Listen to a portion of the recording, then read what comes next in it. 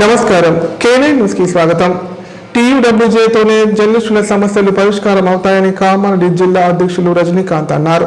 సమాజంలో మార్పు కోసం పాటుపడుతున్న జర్నలిస్టులను అన్ని విధాలా ఆదుకోవాలన్నారు. తమ హక్కుల సాధన కోసం వర్కింగ్ జర్నలిస్టులు ఐక్యంగా ఉండాలని పిలుపునిచ్చారు.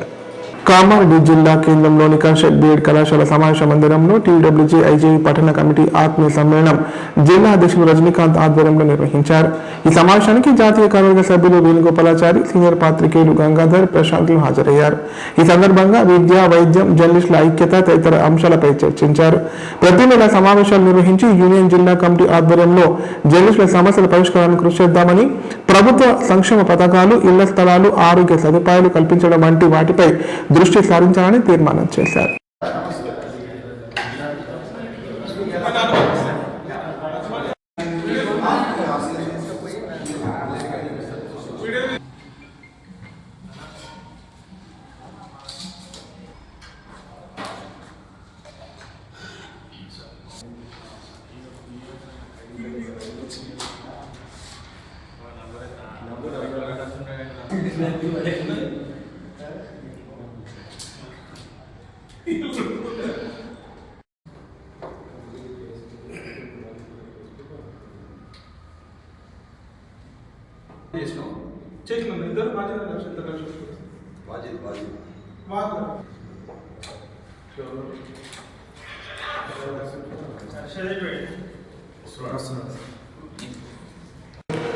ప్రభుత్వం ప్రతిష్టాత్మకంగా చేపట్టిన ఉచిత చేప పిల్లల పంపిణీ పథకం ఆభాసు పాలవుతోంది.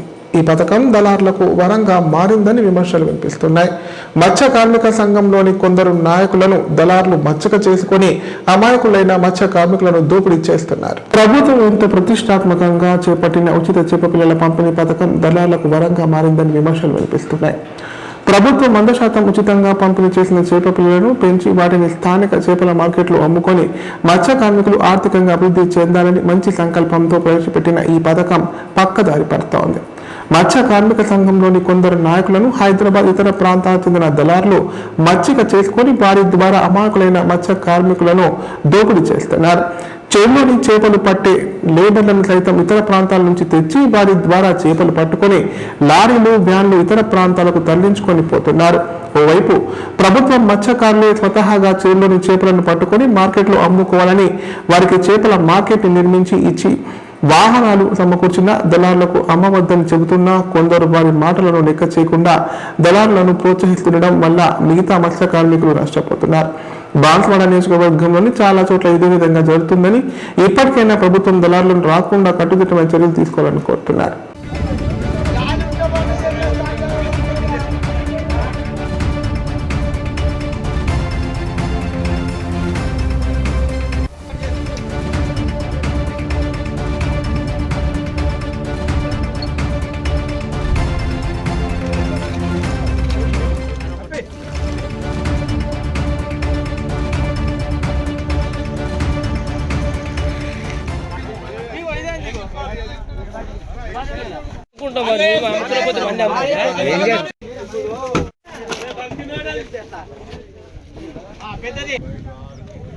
మత్స్యకారులు చేపలు పట్టుకొని బాగుపడాలనే ఉద్దేశంతోనే మన రేవంత్ రెడ్డి గారి ఆదేశం మేరకు మనము చేపల చెలరేయడం జరుగుతుంది. వీళ్ళు ఏదైతే సభ్యులు ఉన్నారో సంఘ సభ్యులు దాన్ని చేపను డెవలప్ చేసుకొని వీళ్ళు కూడా మత్స్యకారులు కూడా అమ్ముకొని మంచి డెవలప్ కావాలని ఈ దళాలు ఏదైతుందో దళాలకు అమ్మకుండా ఏదైతే ప్రభుత్వం మనకి ఇస్తుందో గవర్నమెంట్ రేటుకి వీళ్ళు అమ్మి మత్స్యకారులు అందరూ కూడా బాగుపడాలనే ఉద్దేశంతోనే మన ఎమ్మెల్యే గారు పోచారం శ్రీనివాసరెడ్డి ఉద్దేశం.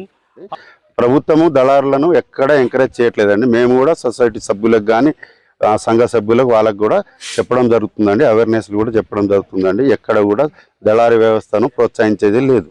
వాళ్లే పట్టుకోవాలి, వాళ్లే అమ్ముకోవాలి. సైబర్ మోసాలపై ప్రజలకు నిత్యం అవగాహన కల్పిస్తున్న రోజుకో కొత్త పంథాలో నేరగాళ్లు మోసాలకు పాల్పడుతున్నారు. ఇప్పటిదాకా ప్రకటనలు, ఓటీపీలు, ఆఫర్ల పేరుతో యూజర్ల నుంచి నగదు తస్కరించిన సైబర్ నేరగాళ్లు తాజాగా కొత్త తరహా మోసాలకు తెరలేపారు. కామారెడ్డి జిల్లా వ్యాప్తంగా రోజుకో చోట అమాయకులు సైబర్ నేరగాళ్ల వలలో చిక్కుకొని మోసపోతున్నారు. తాజాగా కామారెడ్డి జిల్లా దోమకొండ మండల కేంద్రానికి చెందిన ఓ వ్యక్తి సైబర్ నేరగాల వలలో చిక్కుకొని మోసపోయాడు. బాధితుడు పోలీసులు తెలిపిన వివరాల ప్రకారం దోమకొండ మండల కేంద్రానికి చెందిన ఓ వ్యక్తికి గుర్తులేని వ్యక్తులు టెలిగ్రామ్ యాప్లో ఓ లింకును పంపారు. దీంతో ఆ లింకును ఓపెన్ చేయగానే టాస్కులు పూర్తి చేస్తే డబ్బులు వస్తాయని అవతలి వ్యక్తులు ఆశ చూపించారు. అవతలి వ్యక్తులు సూచించిన కొన్ని టాస్కులు పూర్తి చేయడంతో డబ్బులు పంపుతామని నమ్మబలికారు. డబ్బులు అకౌంట్లో జమ కావాలంటే కొంత నగదు పంపాలంటూ నమ్మించి ఓ లింకును బాధితుడికి మొబైల్ నెంబర్కు పంపించారు. దీంతో అవతలి వ్యక్తుల మాటలు నమ్మి ఆ లింకును ఓపెన్ చేయగానే బాధితుని అకౌంట్ నుంచి విడతల వారీగా 2,74,000 డెబిట్ అయినట్లుగా మొబైల్కు మెసేజ్ వచ్చింది. దీంతో బాధితుడు తీవ్ర ఆందోళనకు గురయ్యాడు. మోసపోయానని గ్రహించి వెంటనే సైబర్ క్రైమ్ 1098 నంబర్కు ఫోన్ చేసి ఫిర్యాదు చేశారు. అనంతరం స్థానిక దోమకొండ పోలీస్ స్టేషన్లో ఫిర్యాదు చేశారు. బాధితుడి ఫిర్యాదు మేరకు కేసు నమోదు చేసి దర్యాప్తు చేస్తున్నట్లు దోమకొండ ఎస్ఐ శ్రవంతి తెలిపారు.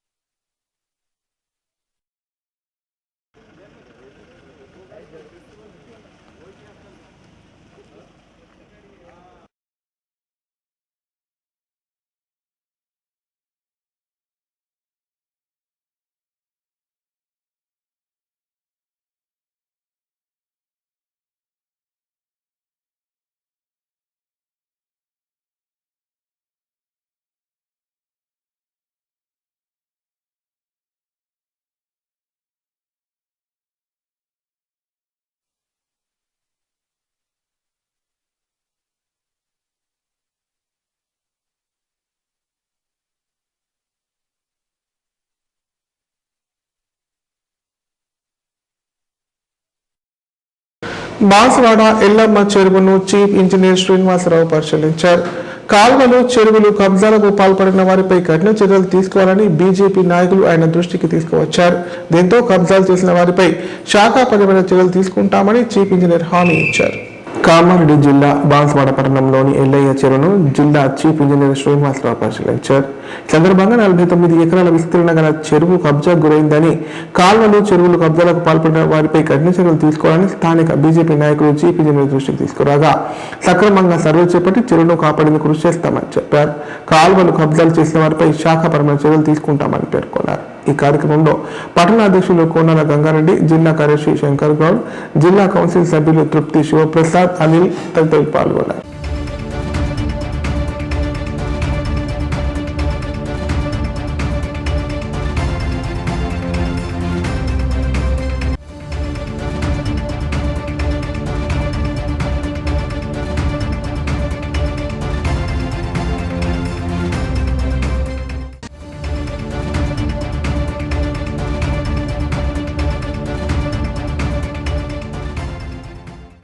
ఇప్పుడు ప్రకటనలు. కామారెడ్డిలో 50 పడకల ISO సర్టిఫైడ్ గల ఏకైక hospital life hospital Kamareddy. Aarogyasri, EHS మరియు అన్ని రకాల నగదు రహిత హెల్త్ ఇన్సూరెన్సులు గల ఏకైక హాస్పిటల్ లైఫ్ హాస్పిటల్.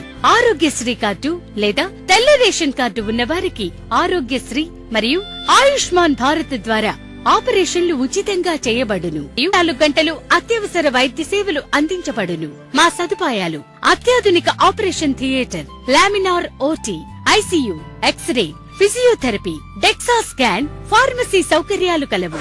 రాష్ట్ర ప్రభుత్వ ఉద్యోగులకు ఫీజు రీయింబర్స్మెంట్ సౌకర్యం కలదు. సంప్రదించండి లైఫ్ హాస్పిటల్.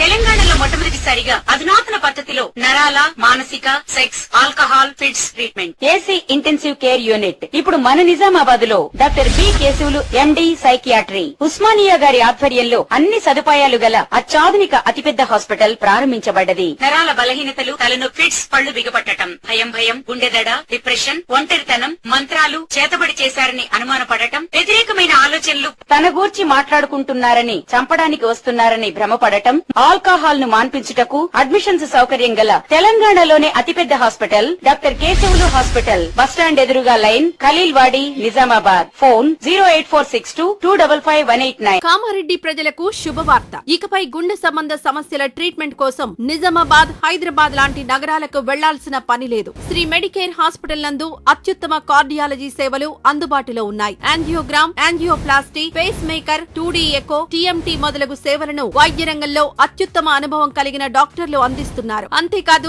యూరాలజీ సర్వీసుల కోసం స్పెషలిస్ట్ డాక్టర్లు శ్రీ మెడికేర్ హాస్పిటల్లో అందుబాటులో ఉన్నారు. మా దగ్గర డయాలసిస్ సౌకర్యం ఉందని సగర్వంగా తెలియజేస్తున్నాం. మా ప్రత్యేకతలు: డయాలసిస్ సౌకర్యం, వెంటిలేటర్ సౌకర్యం, అధునాతన టెక్నాలజీతో కూడిన ఆపరేషన్ థియేటర్, 24/7 అంబులెన్స్ సర్వీసులు, ఎమర్జెన్సీ సేవలు. కామారెడ్డి జిల్లాలో ఎక్కడా లేని cath lab facility Sri Medicare హాస్పిటల్లో ఉంది. శ్రీ మెడికేర్ హాస్పిటల్ మా అడ్రస్ R&B బిల్డింగ్ ఎదురుగా NH44 రోడ్, కామారెడ్డి. జిల్లా వ్యాప్తంగా పలు ఆలయాల్లో కార్తీక మాస శోభ సంతరించుకుంది. కార్తీక మాసం సందర్భంగా ఆలయాలలో వేద పండితులు ప్రత్యేక పూజలు నిర్వహిస్తున్నారు. తెల్లవారుజామునే భక్తులు పుణ్య స్నానాలు ఆచరిస్తూ శైవ వైష్ణవ క్షేత్రాలను దర్శించుకుంటున్నారు. ఉమ్మడి జిల్లాలో కార్తీక శోభ వెల్లువిరుస్తోంది. ప్రముఖ పుణ్యక్షేత్రాలు, శివాలయాలు భక్తులతో కిటకిటలాడుతున్నాయి. శివాలయాలు నిష్పన్నామస్మరణతో మారుమోగుతున్నాయి. వేకోజాము నుంచి భక్తులు ఆలయాలకు తరలి వచ్చి ప్రత్యేక పూజలు చేస్తున్నారు. దీంతో దేవాలయ ప్రాంతాల్లో భక్తుల రద్దీ నెలకొంది. నదుల్లో పుణ్య స్నానాల అనంతరం మహిళలు దీపాలంకరణ చేయడంతో దేవాలయ ప్రాంగణాలు కాంతులతో వెల్లువిరిశాయి. ఉపవాస దీక్షలు, అభిషేకాలు పెద్ద ఎత్తున సాగుతున్నాయి.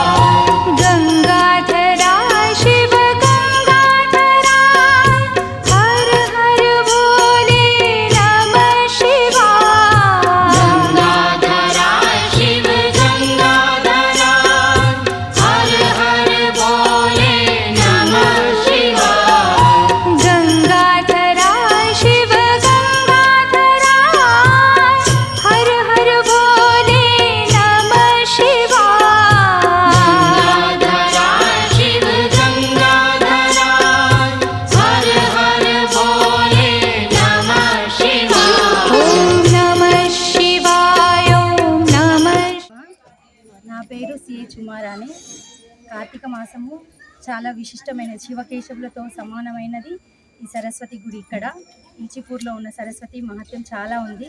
ప్రతి వారం ఇక్కడ శుక్రవారం ప్రత్యేక అలంకరణ జరుగుతాయి. కుంకుమ పూజలు చేస్తూ ఉంటారు. సాయంత్రం ఆకాశ దీపాలు కూడా పెడుతుంటారు. ఇక్కడ ప్రతి శుక్రవారం, కార్తీక మాసమే కాకుండా ప్రతి శుక్రవారం కుంకుమ పూజలు చేస్తుంటారండి. అన్నీ వాళ్ళే సమర్పించుకుంటారు. 10 రూపాయల టికెట్కు అన్నీ వాళ్ళే ఇస్తారు. తోచిన వాళ్ళకు తోచిన సహాయం చేయండి. ఇక్కడ అలంకరణ, ప్రత్యేక పూజలు చాలా మంచిగా అనిపిస్తాయండి. ఇక్కడ మహత్యం ఏంటంటే ఇక్కడ వచ్చినప్పుడు కోరికలు కోరుకున్నాయన్నీ చాలా తొందరగా నెరవేరుతున్నాయండి. అందుకే మేము చాలా మట్టుకు అయినంత మట్టుకు చాలా వారాలు కంటిన్యూగా వస్తుంటాం. ఇప్పుడు కార్తీక మాసంలో 4 శుక్రవారాలు వస్తూనే ఉన్నాం. కుంకుమ పూజలు, లలితా సహస్రనామ పారాయణంతో పాటు జరుగుతుంటాయి. అందుకే ఒక 1 అవర్ తగ్గుతుంది. చాలా మంచిగా అనిపిస్తుంది. శ్రీమాతే. బీసీలకు 42% రిజర్వేషన్లు కల్పించేందుకు కాంగ్రెస్ పార్టీ పూర్తి స్థాయిలో కృషి చేస్తోందని ఆ పార్టీ నాయకులు అన్నారు. తమ ప్రభుత్వం బీసీ రిజర్వేషన్ కు కట్టుబడి ఉందని చెప్పారు. బీసీలకు కాంగ్రెస్ ప్రభుత్వం వ్యతిరేకమని జేసీ నాయకులు మాట్లాడడం సరైన పద్ధతి కాదని పేర్కొన్నారు. కామారెడ్డి జిల్లా కేంద్రంలోని RLB అతిథి గృహంలో కాంగ్రెస్ నాయకులు మీడియా సమావేశం నిర్వహించారు. సందర్భంగా సీనియర్ నాయకులు ఆక్రోష్ శ్రీనివాస్ మాట్లాడుతూ కామారెడ్డి సత్యాగార్డెన్లో నిర్వహించిన బీసీ ఆక్రోష సభలో కాంగ్రెస్ పార్టీ బీసీలకు వ్యతిరేకమని రిజర్వేషన్లు కల్పిస్తామని మోసం చేసిందని జేసీ నాయకులు చెప్పడం సరైన పద్ధతి కాదన్నారు. కాంగ్రెస్ పార్టీ ఇచ్చిన మాట ప్రకారం కులగణన నిర్వహించి సామాజిక న్యాయం చేయాలని, స్థానిక సంస్థల ఎన్నికల్లో బీసీలకు 40% రిజర్వేషన్ ఇవ్వాలని ప్రత్యేక జీవో ఏర్పాటు చేసినా కూడా కేంద్ర ప్రభుత్వం ఆమోదించకుండా తెలంగాణలోని బడుగు బలహీన వర్గాలకు అన్యాయం చేస్తోందన్నారు. రాష్ట్ర అధ్యక్షులు మహేష్ కుమార్ గౌడ్ ముఖ్యమంత్రి రేవంత్ రెడ్డితో పలుమార్లు చర్చించి బీసీ రిజర్వేషన్ల కోసం కృషి చేస్తున్నారని చెప్పారు. బీసీలకు కాంగ్రెస్ పార్టీ పూర్తి మద్దతు తెలుపుతుందని పేర్కొన్నారు.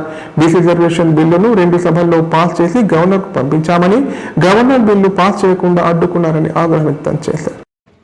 కామారెడ్డి పట్టణంలో సత్తా గార్డెన్స్లో జరిగినటువంటి బీసీ ఆక్రోశ సభ ఏదైతే ఉందో, మరి ఆ సభ నుంచి మేము కాంగ్రెస్ పార్టీ తరఫున ఆశించింది ఈ రాష్ట్రంలో బీసీలకు ఏదైతే రాష్ట్ర ప్రభుత్వం 42% రిజర్వేషన్ అమలుపరచాలని ఒక దృఢ నిశ్చయంతో ముందుకెళ్తుందో, ఆ క్రమంలో ఇటు అసెంబ్లీలో కానీ అటు కౌన్సిల్లో కానీ 2 బిల్లులు పాస్ చేయించి మరి గవర్నర్ గారు పంపించడం జరిగింది.